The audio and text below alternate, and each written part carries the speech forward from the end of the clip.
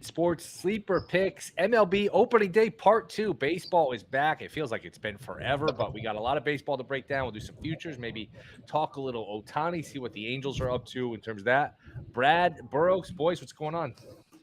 What's a good word, Will? Dollar. Another day, another dollar. I don't know where you guys want to start baseball. We got a full card. You guys just want to start with your best baseball bet or bets for today? There's a couple I like. There's some futures, but you guys can go ahead, whatever you like. Yeah, kick it You off. want to go first, Brad? Kick it off, sir. Kick it off. All right. I'm a big fan of you, Darvish, today. I know he's had some struggles hitting his K number, but I think you're getting some really good value. I grabbed minus 110 on you, Darvish, yesterday.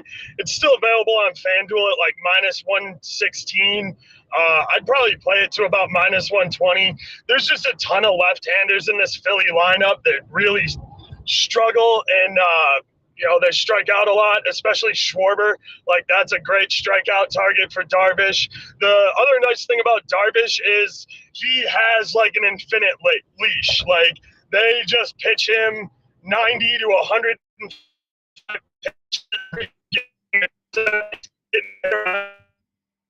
gives up 8 hits and they still let him pitch 5, 6, 7 innings deep. They'll throw his arm out, they'll throw him out there and they'll let him keep throwing well into 90 pitches, even if he's having a rough day. So with as many strikeout prone targets as there are in Philly's lineup, I really like that look today. I like that. I'm going to go to the match between the White Sox and the Braves here. I'm taking Braves minus 1.5 at minus 135. I'm pretty much going to fade Kopech here. I was looking at his numbers, 30. I'll do a 28.5% hard hit percentage for both left and right hitters. And the Braves have been absolutely smoking. Charlie Morton's been actually freaking on fire his last 2 starts. 6 Ks, 5 Ks apart, only 1 run in those. Only 4 hits in each of those games 2. I just think that it's a good opportunity to get a fresh team who's going to get guys aboard on base, and they can score when they have guys on base. Think about Acuna, gets on first, steals second. That's a run right there almost every time. Yeah, I like that a lot. As the resident White Sox fan, I will say that I am a little intrigued by Kopech's over K number. I know he is coming off an injury, but 4.5 is pretty low. But you're right. Like, when he gets hit, he gets rocked. Like, people take him very long. It's because he throws a lot of fastballs. So when you do get contact, you tend to send the ball pretty far.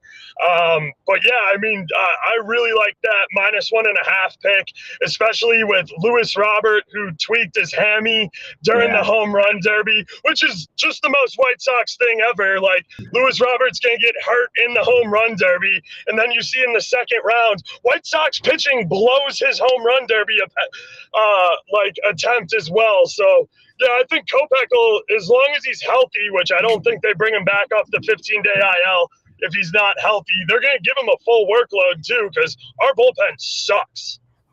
Yeah. I could play a couple sides. I like the Padres here. It's never fun trusting the Padres. They're so disappointing. Played a little better before the break. You look, they're not that far out of it. As badly as they played, as poorly as they played, they're still in the mix. I actually think right around 3-1 to make the playoffs is a decent bet. There's just so much talent there. You got, I think, a pitching matchup with Darvish against Christopher Sanchez. That's a small ballpark in Philly that they should be able to get the lineup going. That's the first game, 6 o'clock Eastern. Of course, we have no day games because MLB hates us. But to me, I think the run is coming at some point for the Padres. It's almost now or never. I mean, it's a couple weeks to the deadline. You can't be Yeah, you got to have your basket hot. So I'm going to take the Padres. I'm also going to take the Mets here, right around even money, slightly plus money. I just continue to think the Dodgers are a little overvalued here. Mets sort of same thing with the Padres. Mets, it's now or never. Played a little better before the break. They had won 6 or 7 in a row. Then they lost a couple to the Padres, which stunted their momentum. But there's still some time. Again, as badly as they played, they're not that far out of it. You got to get a run together, though, and you got to do it now. So I'll take the Mets. I'll take the Padres. Pretty much the 2 most disappointing teams in the league. You can throw the Cardinals in there. There is a 12-1. I gave this out just to update people that didn't see it. There's a 12-1 at Bet Rivers at Canby. Toronto to win the division. They're not that far out. 6 in the loss.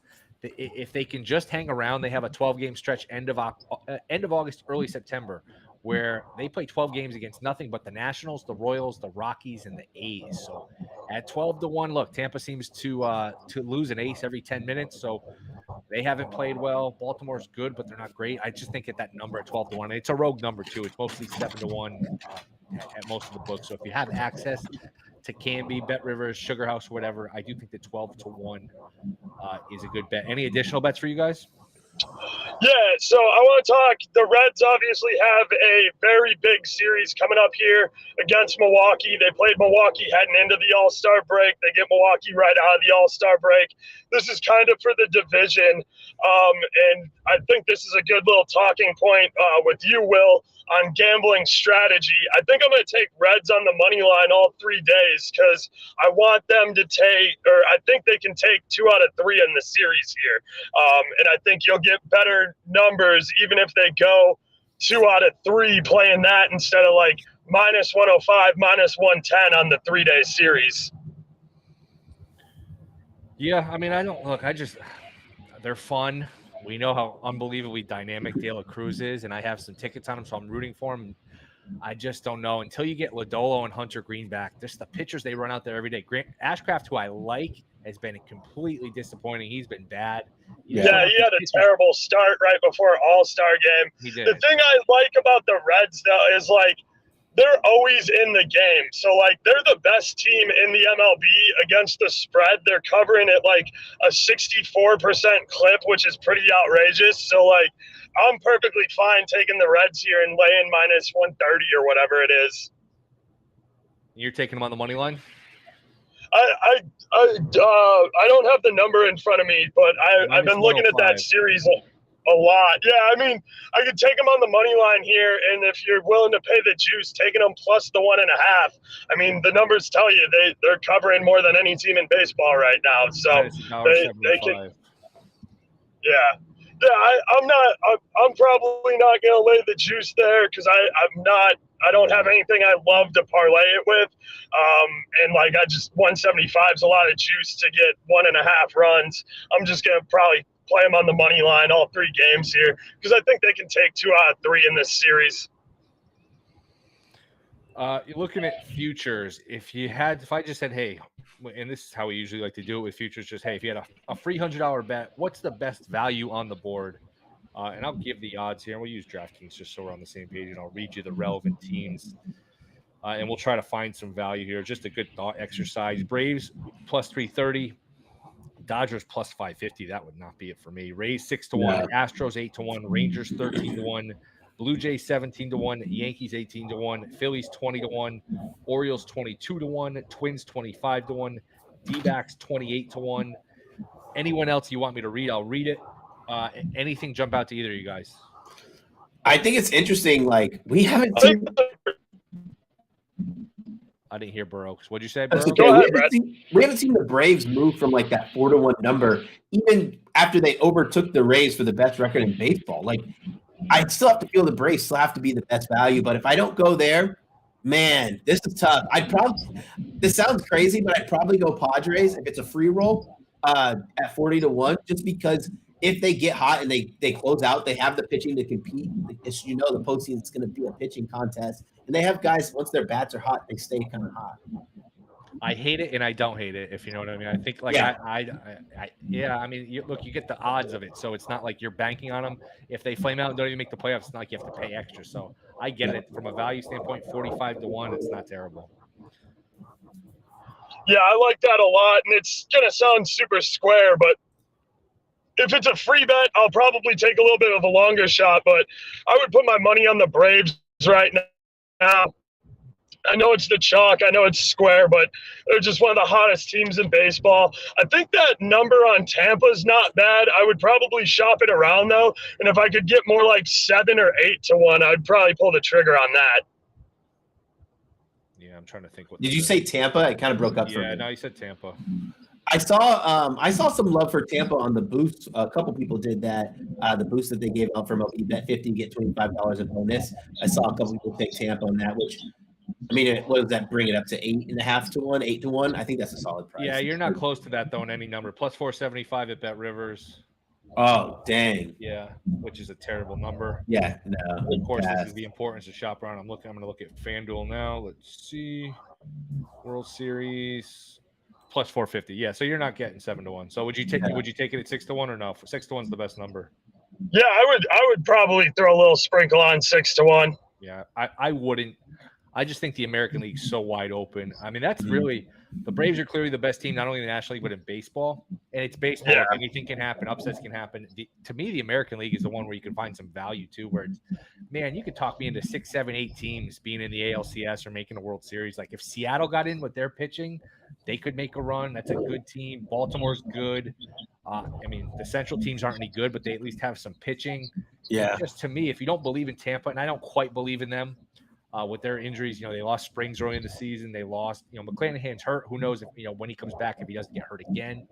I think there's some value. I mean, I wouldn't count out Houston 8-1. I'd probably like a little more, but Houston's a team. I feel like Texas had a chance to put them away. They didn't, and that would make me very nervous from Texas. I think Houston just knows how to win. They'll add somebody at the deadline. Houston at 8-1 would be interesting. And but Houston, this is like one of those sayings. Like Houston wins the games that they should win. Like Texas hasn't gotten there yet. Like Texas is playing a lot of really bad games against really bad pitching, where they're getting kind of decimated. They're not hitting bad pitching. All right, I'm really interested. That's unfair to say because they're like second batting average and second on base percentage in baseball, second in runs scored. Like it's unfair to say. I don't want to just kind of discredit them like that. I'm really interested to see what the Yankees do here second half. I mean, they get a monster back in Rodon if he's healthy and finds his form in pitching. I know Judge is supposed to be coming back. Like, I'm not a big Yankees guy, but putting Rodon back in that rotation and, like, if they can find a way to just put the ball in play and make a little bit more contact instead of swinging for the fences every time, that could be a dangerous club if they get that rotation right. It's all about when Judge gets back. To me, if he doesn't come back soon, they're not making the playoffs. If he comes back, you got Cole and Rodon at the top. Judge holds the lineup together. You definitely need another bat, whether they get Bellinger from the Cubs or they get somebody. Yeah, they could be dangerous to me. There's just not enough offense. I like Seattle at Bet Rivers. Seattle. Bet Rivers 60-1 with all that. I like that a lot. That's a lot of pitching. 50-1 at FanDuel. And let's see what we got here. Yeah, when I said they were in the 40s at DraftKings, to me it's 60-1. That's a hell of a bet. That's a decent bet. Not a hell of a bet because you still have to make the playoffs, which is unlikely. You have to win a best 2 out of 3. There's still a lot of to go on. If they can just stop striking out so much like that, I mean, they have good batters. They just need to make more contact, get more balls in play. Like, it's tough to make the playoffs as like the 3rd or 4th most K-prone team in MLB. And I think they'll hit better. I think there's more talent. Like, they've struggled to score. I think there's more talent than they've showed here. What would you guys think? The Angels, I've been saying, hey, you got to at least think about trading them. You're not making the playoffs. The Angels, finally, there's some reports today. Hey, they might entertain offers. They will entertain offers. Take it however way you want. 5-1 for the field to win the AL MVP. Do they trade Ohtani? Should they trade Ohtani? Burroaks, take it wherever way you want to go. If they trade Ohtani, he should not win AL MVP. I unless he stays in the AL, like, I just have a hard time seeing a guy who's traded out of the division and playing that many games second half and still getting the MVP. I mean, he's definitely playing like an MVP. I just think it's tough if you switch divisions. And the thing with Ohtani is, if you're going to trade for him here, you better make sure that you can get a sign and stay done. Because I think he's going to free agency no matter what. It's going to hurt the return package. It's saying, hey, I'm not going to give you 6-7 great players like I would if I knew I could sign them, but I'll still give you 2 or 3, because if I'm the Dodgers, it might mean the difference between making a World Series, not making a World Series. If I get Ohtani, and hey, if I get him in my building, it doesn't guarantee I re-sign him, but it helps my chances. So I don't think you're getting any assurances you re-sign him. I think if you're an East Coast team, you kind of back out of side. Like, I don't see him staying on the East Coast at all, no matter what. Well, you saw the Yankees said they're gonna reach out about Ohtani. I'll believe that. Yeah. Well, that's what. Listen, I didn't think that was going to happen. I thought, like, for sure the Yankees would be shy on it just because he's expressed that he wants to stay on the West Coast. But, like, I feel like he's going to be a Dodger, right? Like, why would the Dodgers trade for him? Like, why wouldn't they just wait? Because they need him. I mean, they do need him, and they got young pitchers, and they're aggressive, and they're Yeah, not making really the World Series aggressive. with their pitching. No.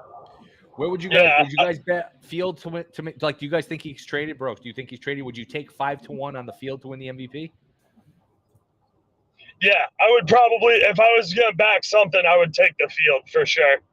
Would you? What specific player? Let's say he does get traded. What specific player do you think there's value on to steal the award? Seager's the short shot after him. It's 16-1. It's crazy. Otani minus 800. The second favorite. Seager 16-1. Franco 30-1. Arozarena 30-1. Simeon 35-1. Bo Bichette 40-1. If you want to get crazy, Adley Rutschman 65-1. If you want to get even crazier, Vlad Jr. 75-1. Any of those appeal to you at all? If I think Vlad might get going here after the home run derby. If he can find his swing and get 25, 30 home runs here in the second half, that's always a good long shot. But I think Arozarena is probably not a bad call. He's been playing really well. I don't know if I'd go specifically on trying to take a couple of darts on individual players. I would probably just take the Field. Yeah, I do think the Field's a good bet too. Somebody said he's going to the A's. Somebody says he'll get the AL and NL MVP. If Acuna wasn't having such a ridiculous year, that wouldn't be the most ridiculous thing ever. But that's could you imagine? I don't think he'd win the AL MVP if he gets traded August 1st. He will definitely get votes though. I think he'll definitely get votes, which is fascinating. I think it'd be wild to see him win both. I mean, he can't. Acuna's just done too much. I don't think. Yeah, that's true. Acuna's having a historic season. What else should we get to? Anything? Looks like tennis. You mentioned you wanted to talk tennis. That is setting up to be an absolute war. What is that? Sunday morning, Alcaraz against Djokovic. Is that anything you think is going to be bettable? Just bet the over because it's going to be back and forth. What are your thoughts here on tennis? Yeah, I like the over on games because I feel like this one will probably get stretched out. I think, Joker does tend to start slow sometimes, and you can grab a set off him early. And then once he gets dialed in, I mean, he's obviously a legend for a reason. But I just think that's going to be an awesome match, especially even if you're a casual tennis fan. Like, that'll be one of the better ones to watch. I know the Eubanks 5-set marathon the other day was a really good match. What do you think the line is on this match? Joker's got to be minus 240, minus 300. Oh, really? Wow. I would think so. I don't have it in front of me. Yeah. Dude, Joker 20 straight major wins. That's crazy. Is Alcaraz worth a shot as like a 2-1 dog?